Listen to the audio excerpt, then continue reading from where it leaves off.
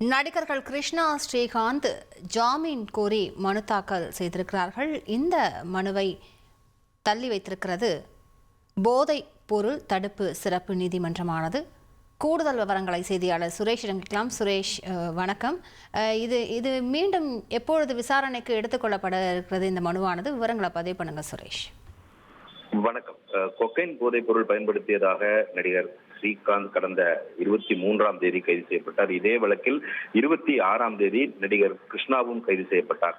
இந்த நிலையில இருவரும் ஜாமீன் கேட்டு சென்னை போதைப் பொருள் கடத்தல் தடுப்பு வழக்குகளை விசாரிக்கும் சிறப்பு நீதிமன்றத்தில் மனு தாக்கல் செய்திருந்தார்கள்.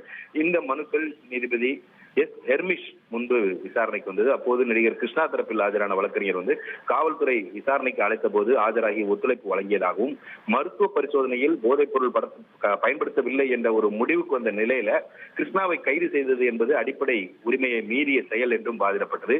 மேலும் எந்த அடிப்படையில கிருஷ்ணா கைது செய்யப்பட்டார் என்ற காரணமும் தெரிவிக்கப்படவில்லை என்றும் வாதிடப்பட்டது.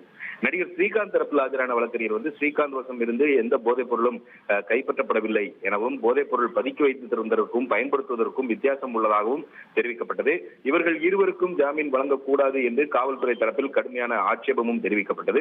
இருதரப்பு வாதங்களையும் கேட்ட நீதிபதி இருவர் ஜாமீன் மனு மீதான தீர்ப்பை தள்ளி வைத்திருக்கிறார்.